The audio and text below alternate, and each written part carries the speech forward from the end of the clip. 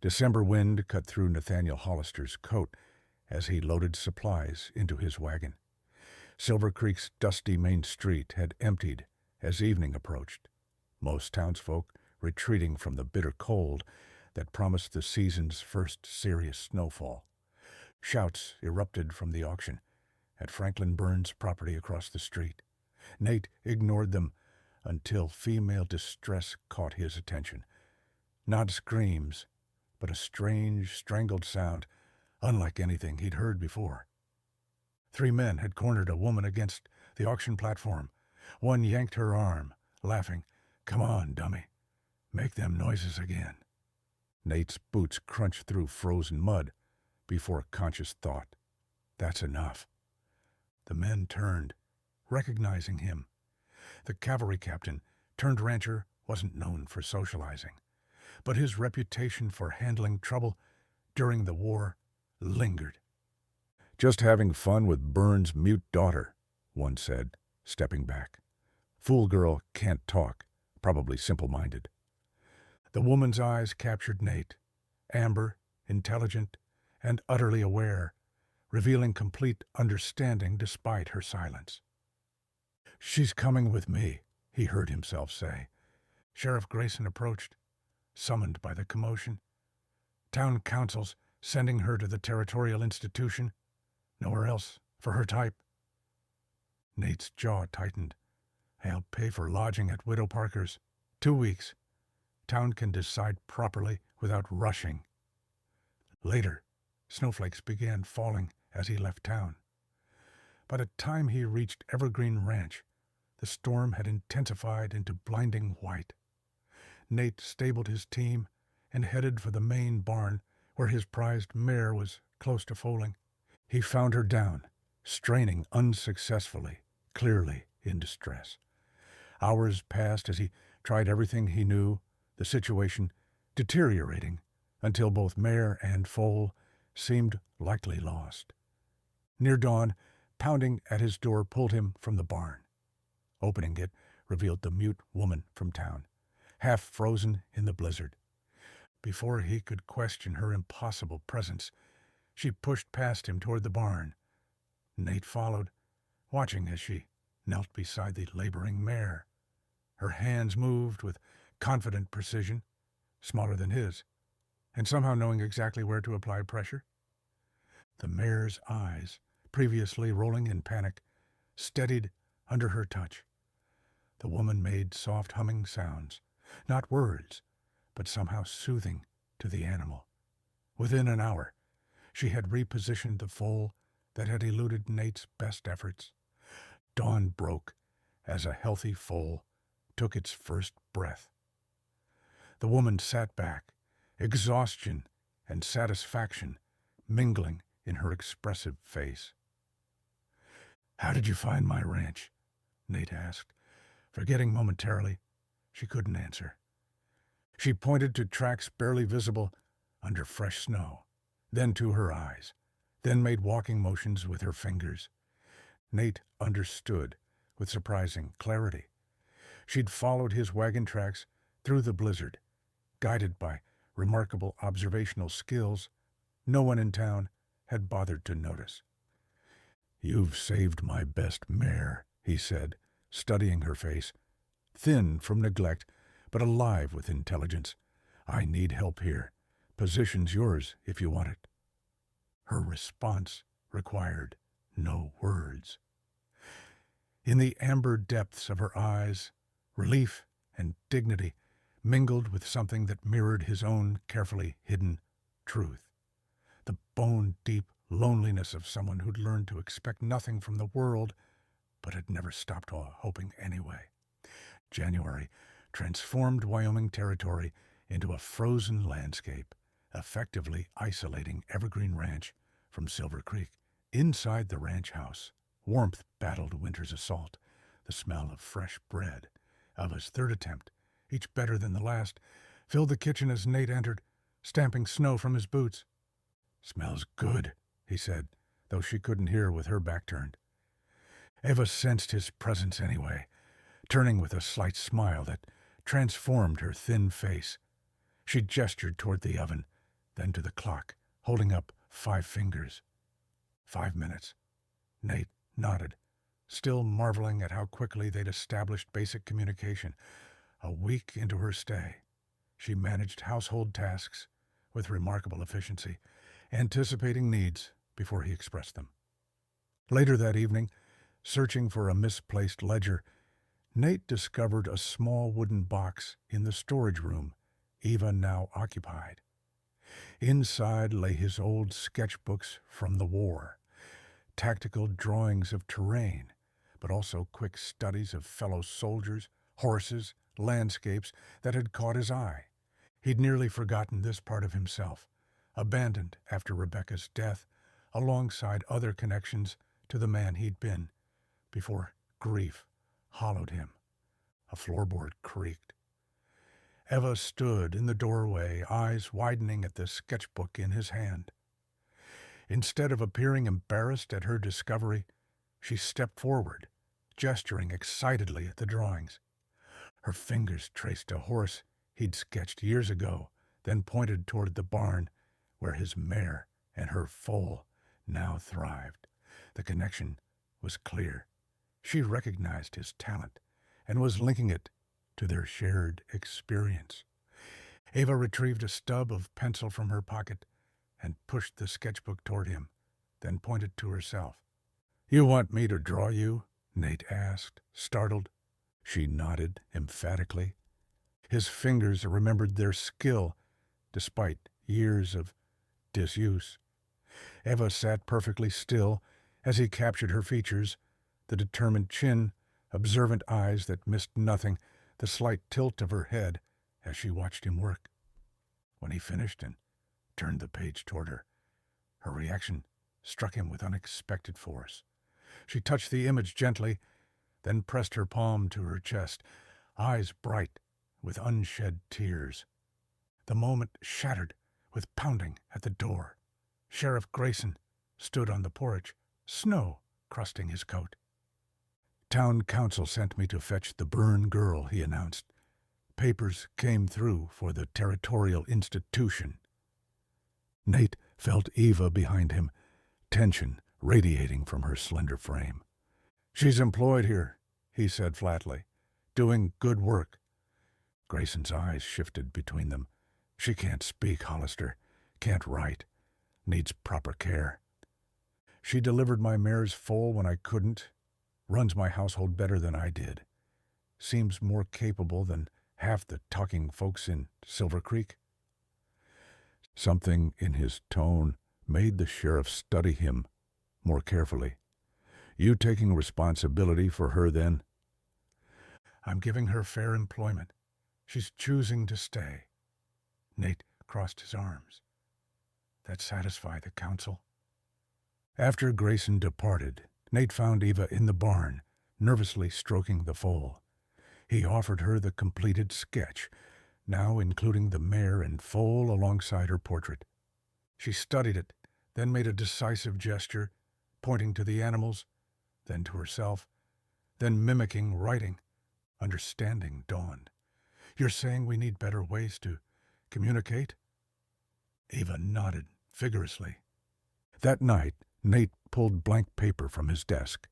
At the top, he sketched a simple cow, then the barn, then breakfast. Beneath each, he left space. In the morning, he found Eva had added her own drawings, rough but clear symbols for daily tasks. Their first shared language, taking form on paper, bridging worlds that words couldn't connect. Spring softened Wyoming's harsh landscape, revealing patches of green beneath melting snow.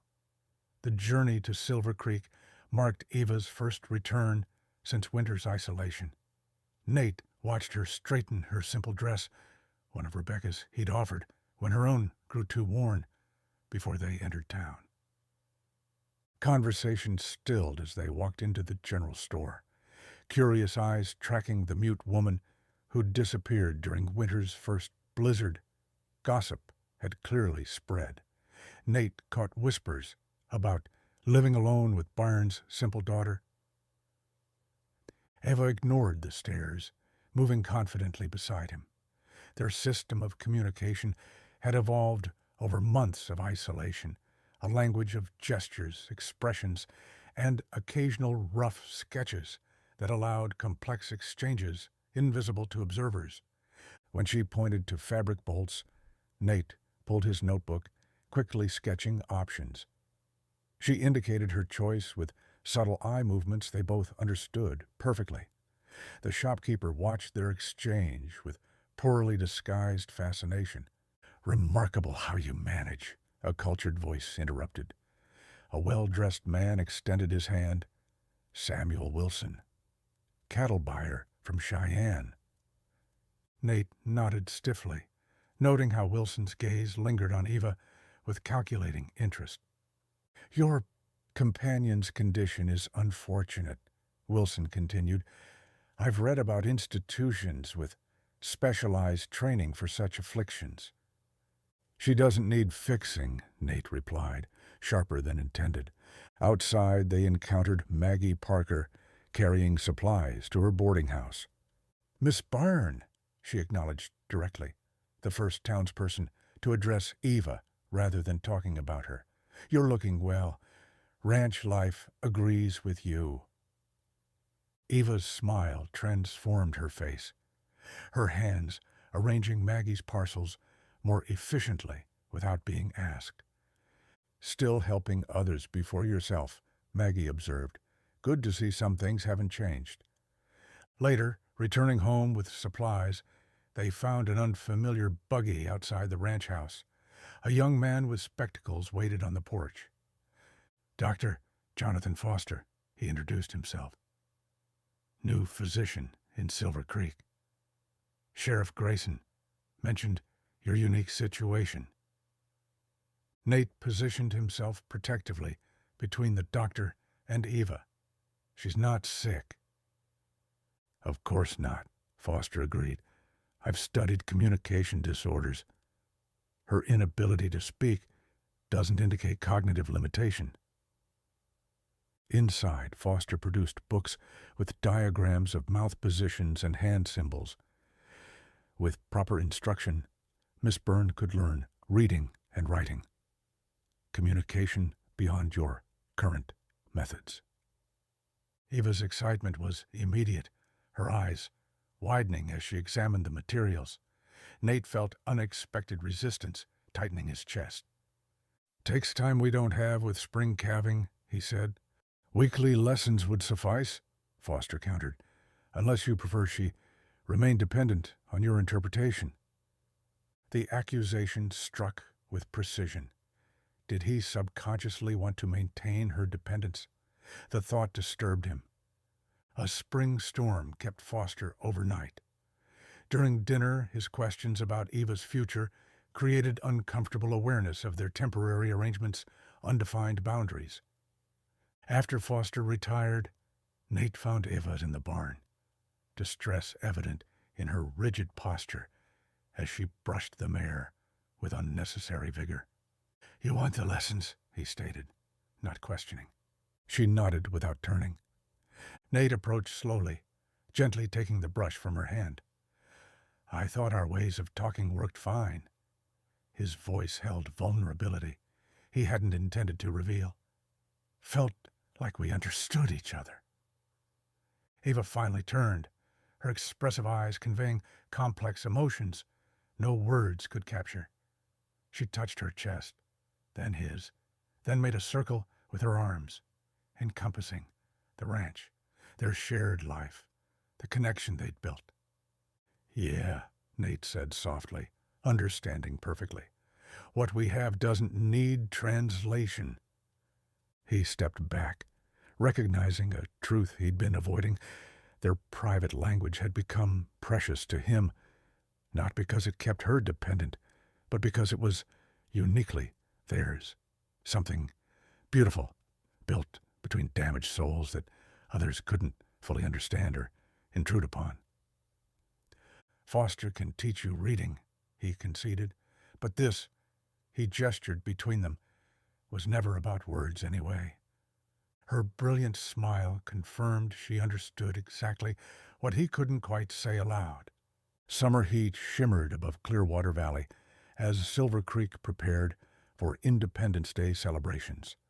Eva had progressed remarkably under Dr. Foster's tutelage, mastering basic reading while developing elementary writing skills.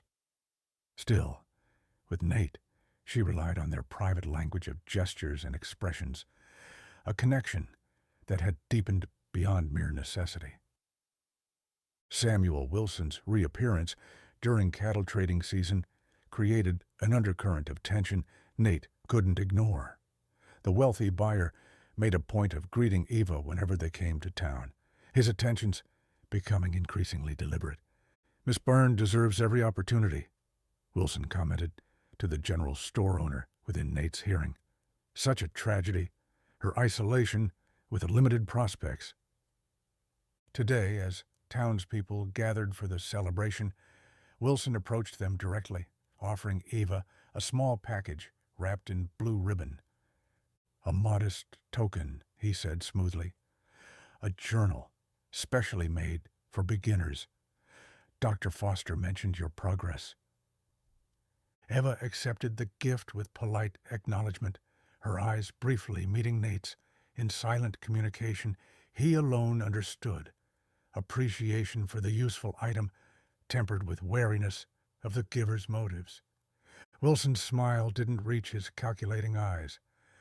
"I've arranged a place of honor for you at the picnic, Miss Byrne.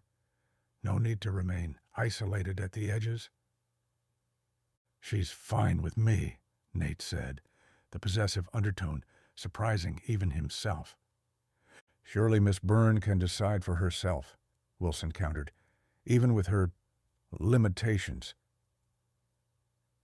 Throughout the afternoon, Wilson orchestrated Eva's inclusion in festivities, positioning himself as progressive champion, while ensuring she remained dependent on his interpretations to others. Nate watched her growing discomfort, the subtle tightening around her eyes, the increasingly forced smile, signs invisible to anyone who hadn't learned to read her as carefully as he had. When the dancing began and Wilson led Eva toward the cleared square, her panicked glance toward Nate finally broke his restraint. "She doesn't want to dance," he interrupted, stepping between them. Wilson's practiced charm slipped momentarily. "Perhaps Miss Byrne should indicate her preferences herself." "She has been. You're not listening." Nate's voice carried, drawing attention. "She doesn't need words to communicate. Just someone willing to actually see her." The confrontation created an uncomfortable silence, breaking only when Maggie Parker intervened with practical suggestion about helping serve the waiting meal.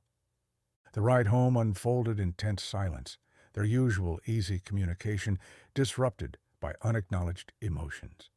Sunset painted the mountains copper and gold as they approached Evergreen Ranch, only to discover the paddock gate open, Nate's prized stallion missing.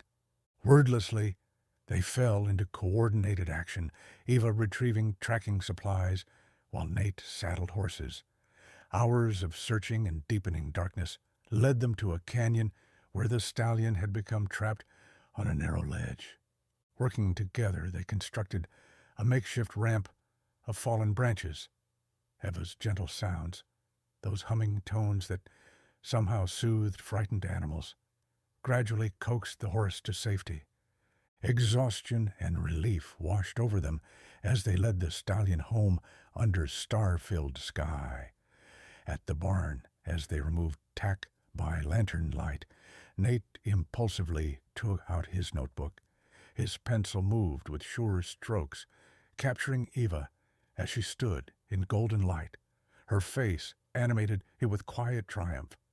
He offered her the drawing, not just her physical likeness, but somehow capturing her essence, her intelligence, her quiet strength. Eva's fingers trembled as she accepted it. Tears spilled silently down her cheeks as she pressed the drawing to her heart, then reached to touch Nate's face with gentle fingers. The moment held infinite possibility and paralyzing fear. Nate stepped back, confusion and longing warring across his features. "It's late," he said roughly, retreating behind practical concerns. Though his eyes revealed the truth, his words denied. Ava watched him go, her expression a complex mixture of understanding and determination. Whatever Wilson might offer with his wealth and social position, he would never truly see her, as the man now fleeing his own emotions already did. Autumn painted Wyoming's landscape with brilliant color as harvest demands intensified. Ava moved through the ranch with confident familiarity, her presence now essential to its functioning. Dr. Foster's weekly lessons had expanded to include Maggie Parker's elderly boarder, bringing Eva to town regularly, while giving Nate space to examine feelings he'd avoided confronting. The crack of rifle fire echoed across the valley as Nate instructed ranch hands on predator defense. Eva appeared at the ridge, her gesture indicating riders approaching, 3 men on horseback, Samuel Wilson leading them. Nate's jaw tightened as Wilson dismounted with practiced grace, his expensive coat unmarked by travel dust. "Mr. Hollister," Wilson nodded before turning his full attention to Eva. "Miss Byrne," looking lovelier than ever. She acknowledged him with polite reserve, her eyes briefly meeting Nate's in silent communication, honed through months of wordless understanding. "A private word," Wilson suggested, gesturing toward the house. Inside, Wilson wasted no time on pleasantries. "I've come with a proposal." His voice carried deliberate significance. "Marriage would provide Miss Byrne legal protection, social standing, and comfort my resources can guarantee." Eva's face remained carefully neutral as Wilson continued, each word precisely calculated. "Your arrangement, while admirable, leaves her vulnerable.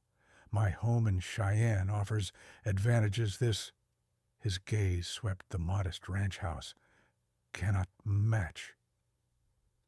Nate felt perspiration chilling his neck, despite the warm room. Wilson's practical arguments echoed his own unspoken doubts. "Eva makes her own decisions," Nate finally said, voice rougher than intended. "Of course." Wilson smiled without warmth. "I'll return tomorrow for her answer." After his departure, uncomfortable silence stretched between them. Eva's expression revealed hurt at Nate's hesitation, his failure to declare feelings increasingly obvious to them both. "He's right about some things," Nate admitted. "You deserve better than struggling ranch life." Eva's hands clenched in frustration at communication limitations, still inadequate for emotional complexity. She gestured toward Foster's writing materials, then upstairs, before disappearing to her room. Alone, Nate confronted uncomfortable truths. His hesitation stemmed not from indifference but terror. Opening himself to potential loss after Rebecca's death required courage he wasn't certain he possessed. Later, seeking Eva for dinner, he found her room empty, but a lamp still burning. Beside it lay a small journal, Wilson's gift, open to entries spanning months, her writing progressively improving from childlike scrawl to increasingly confident sentences. Ethical considerations warred with concern as Nate debated reading her private thoughts. The decision vanished when Eva appeared in the doorway, her expression shifting from surprise to dismay. She lunged forward, reaching for the journal, but Nate had already glimpsed words that stopped his breath. "He sees me when no one else does. Not my silence, but my voice. Not what I lack, but what I am." "Eva, She snatched the journal, clutching it protectively, while tears of frustration and embarrassment brightened her eyes. "I'm sorry," Nate said. "I shouldn't have looked." Her chin lifted in defiance as she thrust the journal toward him, deliberately opening to recent entries, her finger jabbed at words she wanted him to see. Wilson offers security, but sees only brokenness to fix. N offers nothing, but sees everything, which is the true proposal. You think I haven't offered because I don't feel... Nate struggled, emotions he'd buried since Rebecca resurfacing painfully. It's not that simple. Eva's response was immediate, grabbing pencil and paper, writing with fierce determination. Fear is not simple. Love is. Choose asterisk. The directness of her challenge left nowhere to hide. Nate took the pencil, his hand less steady than hers, as he wrote his response. I choose you. Have since the night you saved my mare. Just didn't know how to deserve it. Her smile bloomed slowly, transforming her face as she wrote 3 final words beneath his. Then, start now. Sheriff Grayson's arrival disrupted the tentative peace following Nate and Eva's written declarations. Wind whistled through bare trees as he delivered news that transformed their world. Wilson's petitioned for legal guardianship, Grayson explained, discomfort evident beneath his professional demeanor. Claims Eva's mental limitations require proper supervision. Nate's knuckles whitened around his coffee cup. That's ridiculous. She's perfectly capable. Without formal assessment or documented identity, courts favor men of Wilson's standing, the sheriff sighed. Hearing set for next week in the territorial capital. Eva stood motionless by the window, autumn sunlight illuminating the rigidity of her posture. Though she couldn't hear their words, the gravity of the situation registered clearly in their expressions.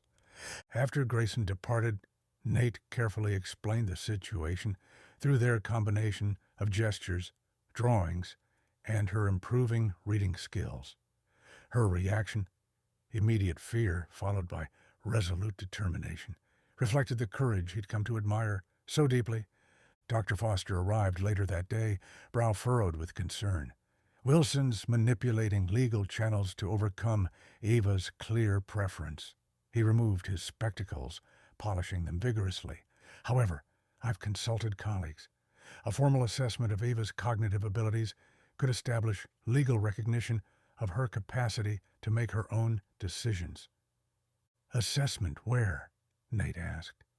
Territorial capital. We'd need to leave immediately.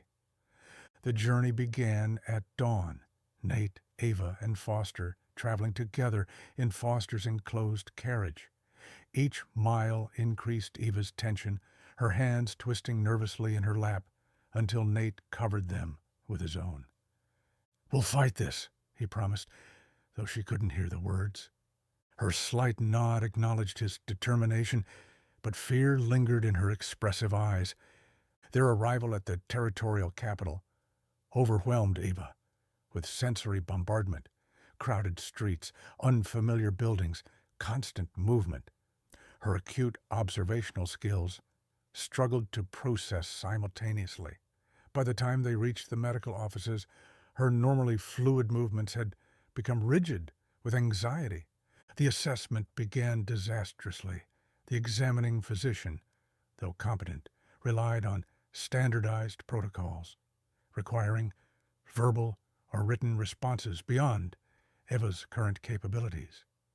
Each failure to complete tasks increased her frustration until finally she knocked the testing materials to the floor, tears of rage streaking her cheeks. That evening at their boarding house, Eva's despair manifested in complete withdrawal. Curled against the window, refusing food or interaction, her usual communicative expressions shuttered behind protective blankness. Nate sat beside her, respecting her silence, until moonlight silvered the room. Finally, he took her hand, placing it against his chest, where she could feel his heartbeat, steady, reliable, present. The connection gradually drew her back from internal retreat. Taking his notebook, Nate began sketching rapidly, not just images, but their entire communication system, the motions she used for daily concepts, the eye movements that indicated questions, the hand positions they'd developed for complex ideas. He worked through the night, Ava eventually joining him, adding her own elements to the visual dictionary of their private language. By dawn, they'd created comprehensive documentation of a communication as sophisticated as any spoken exchange, just expressed through different channels. When assessment resumed, Nate insisted on presenting their evidence. "This is how we communicate," he explained, displaying their visual dictionary. Different doesn't mean deficient. Initially skeptical, the physician gradually recognized the complexity of understanding they'd developed, communication uniquely adapted to their specific needs rather than conforming to standard expectations. "Remarkable," he finally acknowledged, studying their system. "Unconventional, but undeniably effective." The assessment concluded with qualified victory, recognition that while Ava's communication differed from conventional methods, her cognitive abilities clearly deserved legal respect. This report provided foundation for challenging Wilson's guardianship petition. As they prepared to return to Silver Creek, troubling news arrived. Wilson had circulated allegations that Nate's interest in Ava involved hidden assets her father might have concealed. The accusations threatened to undermine their legal progress, transforming their journey home into race against both Wilson's influence and their own unresolved fears. Watching Ava sleep in the carriage, exhaustion finally claiming her after days of stress, Nate confronted the truth that had been evolving since that snowy night she'd appeared at his door.